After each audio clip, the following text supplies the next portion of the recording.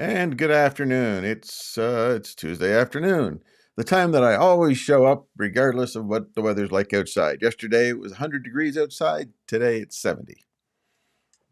I haven't changed locations. That's just how it's going to be. Tomorrow's going to be up in the 90s again. That's just how it is. But I'm here to talk a little bit about YouTube, and I always start by talking about lag time. And the lag time is me going live here in my office and how long it takes to actually show up on the other end where people watch it. Now, what happens is I've got my iPad here and I'm logged in under somebody else and under another channel, and so I check the time about when I go live there versus when I press the button here to go live, and we've set a new record for lag time. The lag time is 30 seconds. I am 30 seconds into your future, so to speak. What I say now, you won't get for 30 seconds. Yeah, but last week it was 15 seconds. So there's that. Uh, and you're thinking, nobody cares, Bill. Well, sometimes we care and sometimes we don't. Today I want to talk about mistakes. I've made a few. You? I don't want to go into all the mistakes that I've made in life because that would become sadly entertaining. More on the sad than entertaining, but we always are rougher on ourselves than we are on other people. At least that's how it sometimes seems. I want to talk about just some mistakes that you can make starting a YouTube channel. That might slow progress. I had a channel, and I actually stopped posting on that and started a brand new channel and started posting all brand new things.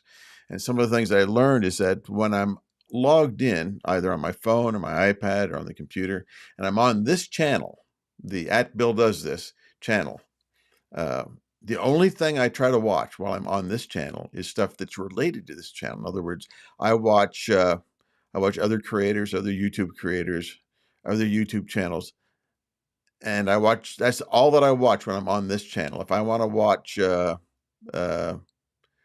diecast racing or Mittens with Kittens channels or football related channels, I watch a lot of those. I always switch channels because I want YouTube to know that about the only thing that I watch on this channel, the only thing that I do on this channel is related to doing a YouTube channel. So there's some things you can check off right off the bat is you start yourself a brand new channel and only do the one thing on that channel. That is your primary channel, which leads me to one of the first things. Now, I admit I said, ChatGPT, give me some questions. Give me some technical mistakes that new YouTube creators make. And some of these I agree with and some of these I don't. And some of these I partially agree with. So we'll just kind of go through them. And the first one I've already kind of talked about, and that is your niche. You do not have a defined niche. Now, if you start a YouTube channel and you talk about your RV one week, and the next week you're talking about lawn care, and the next week you're talking about the movie that you saw, nope, YouTube doesn't know what you want to talk about, and nobody tuning in from one week to the next knows what you're talking about. So you have no defined niche. So there's not a single channel that you should do that covers everything you know. Uh, if you had a YouTube channel titled Bill Knows Stuff, and every week I tell you some stuff that I know, but it's all different. You're not going to tune in unless I make it wildly entertaining and worth your while from an entertainment standpoint. But I'm not Seinfeld. Seinfeld did this show where it was basically about nothing, but you tuned in for the characters. You didn't tune in for the plot. There wasn't one. So one of the first mistakes you can make as a brand new channel is you don't have a niche or a niche to work from. So my niche is obvious.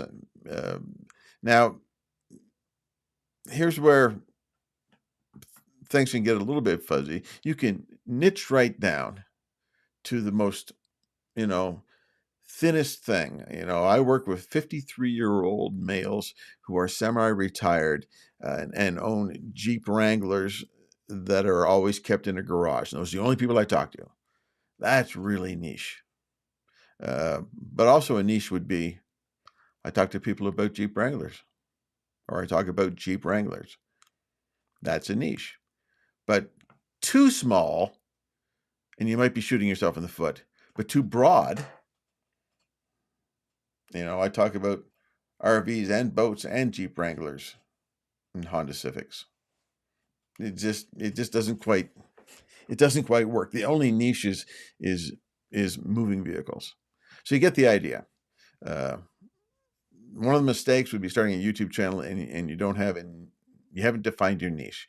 My thought is you define your niche here, and over time, you may work it down into a little thinner, a little more tighter niche, but start a little more broad. That would be my suggestion. Another mistake that could be made is no demographic signal in your titles and your thumbnails. Who's this for? Is this for 20-year-olds, 50-year-olds? The title and the thumbnail should complement each other, but they should never repeat each other. You should never say the same thing in your title as in your thumbnail. And the thumbnail is just a little picture that catches your eye when you're scrolling through YouTube. That's what it is. And the goal is for it to catch your eye. And if it catches somebody's eye, they might look at the title. But if the title says the same thing as the thumbnail, that's something you want to avoid. The title grabs the eye. The thumbnail grabs the eye. The title grabs the mind. And they complement each other as best as you can. And it is an art form. Now, another mistake that I made last week is I was on here talking last Tuesday afternoon, just like I always do, and somebody made a comment. I'm not used to people making comments because hardly anybody watches this yet live with me, but somebody did, and they made a comment, and I was so excited I didn't read the comment, and I just threw it up on the screen, and it was somebody saying, "Hey, for a low price, I can help you with your thumbnails." You're kidding me. And so I actually took 3 or 4 minutes and talked about the fact that of how that was a mistake that I made, clearly. But these are people that you want to avoid. Either this person is a troll. I don't need his help. I'm not going to pay money to somebody to make thumbnails for me. I'm not going to do it. Even if I had the money, I wouldn't do it. And you shouldn't either. You shouldn't be paying anything for a YouTube channel when you first start out. Do it all yourself. And you say, I can't do it all yourself. Yes, you can. You can go into Canva. Canva is free. There's a paid version, but there's a free version. But you can make a thumbnail in the free version just as easy. Download it. Use that as your thumbnail. It's easy. You can get more advanced as time goes on. But just to start out, just do it as simply and cheaply and as easily as possible. So a mistake would be what I just said. Watch your. I guess the one that I was thinking about was check your comments before you put them up on a screen for the world to see. Now that video is still up from last week. I'm not editing it. I made it a learning moment for myself. Now I put out a video this morning, and I got a comment that I read. I got the comment on the video. I noticed it. The comment went up just about an hour ago. And this comment had nothing to do with my video. Nothing at all. It was a mini biography of how sad their life was. And they're crying as they're writing this. And it was a cut and paste that they probably put up on everybody's video. So that's bad. And I had to delete the comment. It has nothing to do with the video. It adds zero value to the video. It wasn't asking me a question. It wasn't asking me anything like that. It was just, oh, maybe Bill will listen to me. Okay. So another theoretical mistake is competing where the big channels have already won. And I kind of disagree with this because I'm kind of competing with some big channels. There's a lot of channels that deal with the idea of starting YouTube channels. Now I'm doing mine in a little bit of a different niche, but it's still the same thing. And so maybe I'm swimming upstream a little bit, and it might be a mistake, but I'm okay with that. I believe this is the lane I need to be in. So sure, I may be competing, with larger channels. And my thought is I'm going to win by having the niche that I have versus just a larger generic start a YouTube channel type of a thing.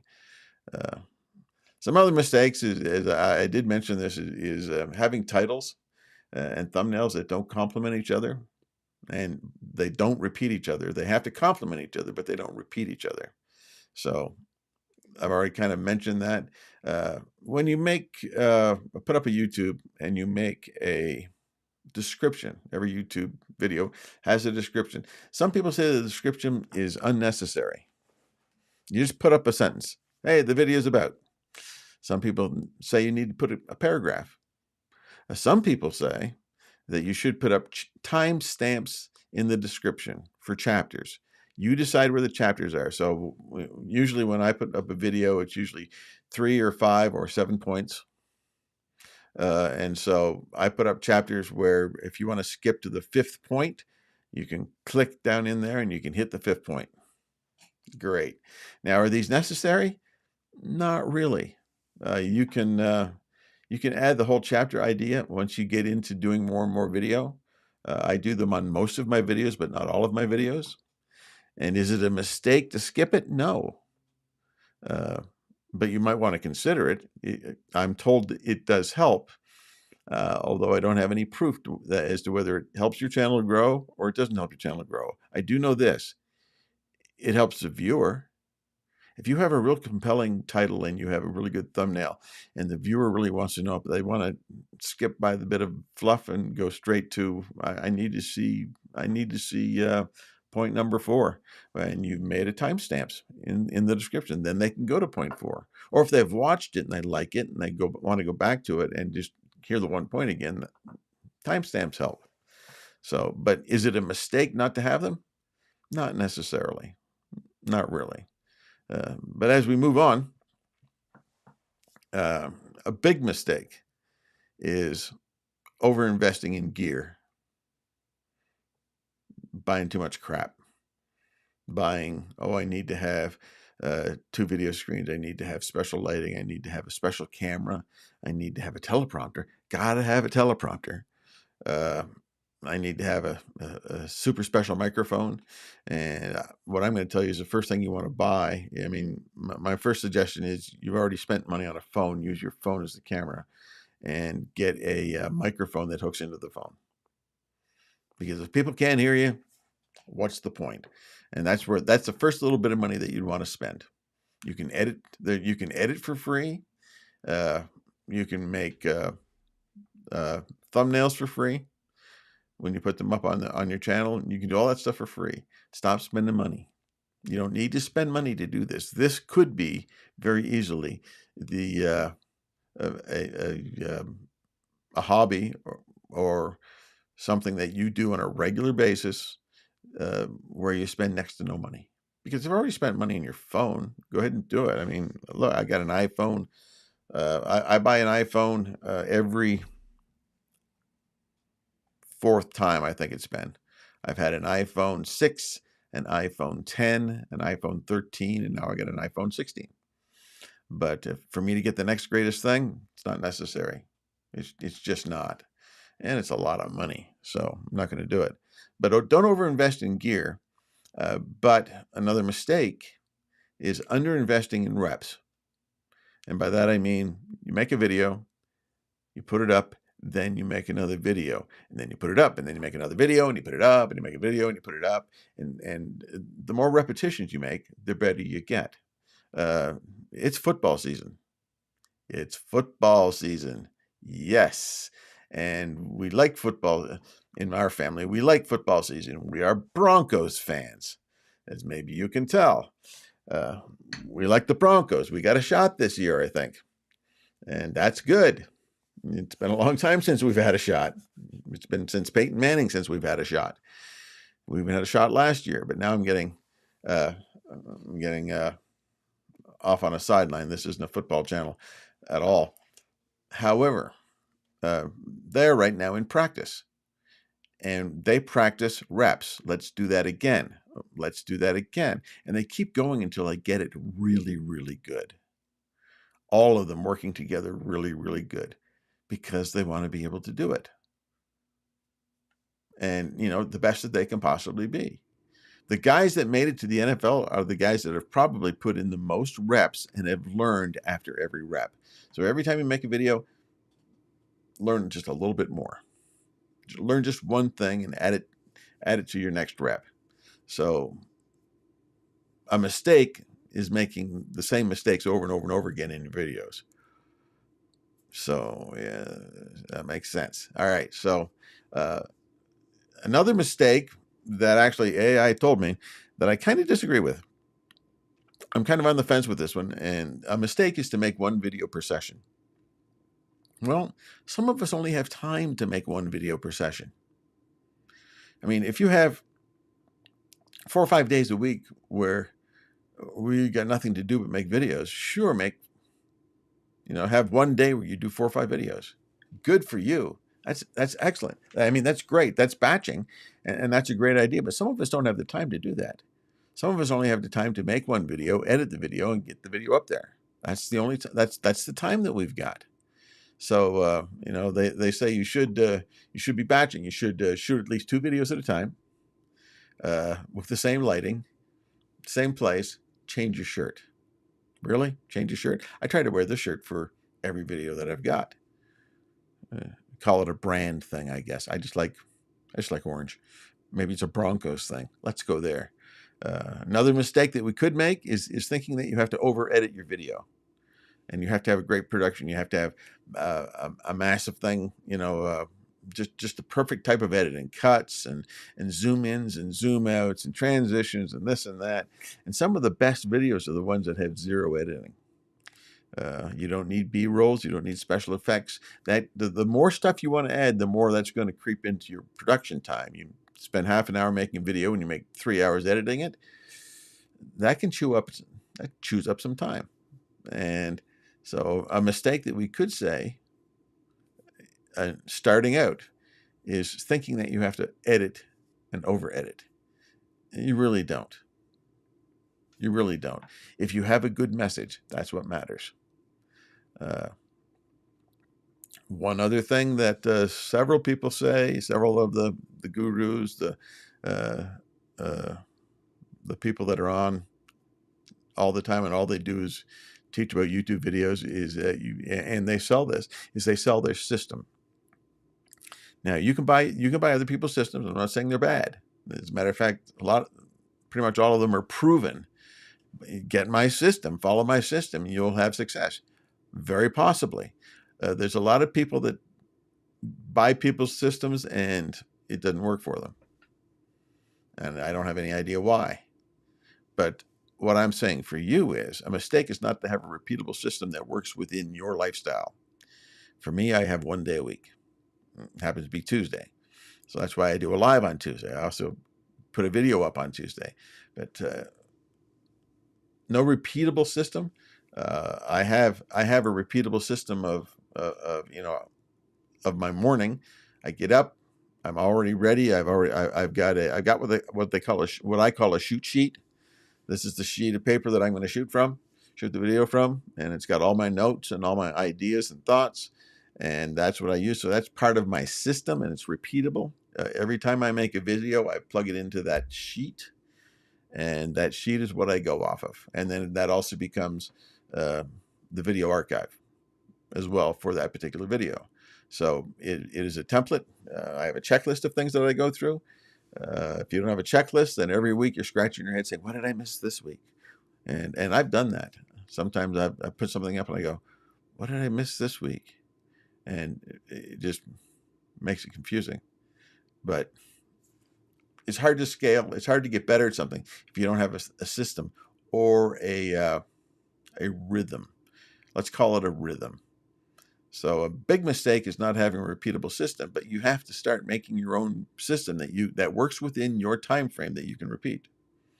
So consider that when you're starting out. And then there's 2 things.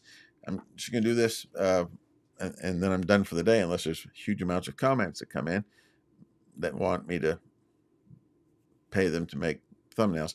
Oh, that was last week. Sorry. So one mistake is starting and stopping. I started my YouTube channel and I've been consistent for 5 or 6 weeks, and then you take 5 or 6 weeks off. And then you come back and you put a video on 1 or 2 a week for 3 or 4 weeks, and then you take another 2 months off for whatever reason. Now, if it's for health reasons, I totally understand, but we're not talking about that. We're just talking about the fact that you start, you stop, you start, you stop. You start for 3 months, you stop for 4 months. You start for 2 months, you stop for 5 months. Starting and stopping does not help. That is a big mistake. If you're going to start. Another big mistake that I will say is that you don't start at all. I call that a mistake because I believe that anybody retired or semi-retired, and you have time in your hand, you can learn this. It is a low skill base to start with. It can get as highly technical as you want it to be, or not. But not starting, to me, is a big mistake, because my YouTube channel is all about start now, share what you know, help others. How can you help others if you're not willing to share what you know? And you can't share what you know if you don't start. And that's kind of how it works. So to quote a good friend of mine, well, a good acquaintance of mine, start and stop stopping.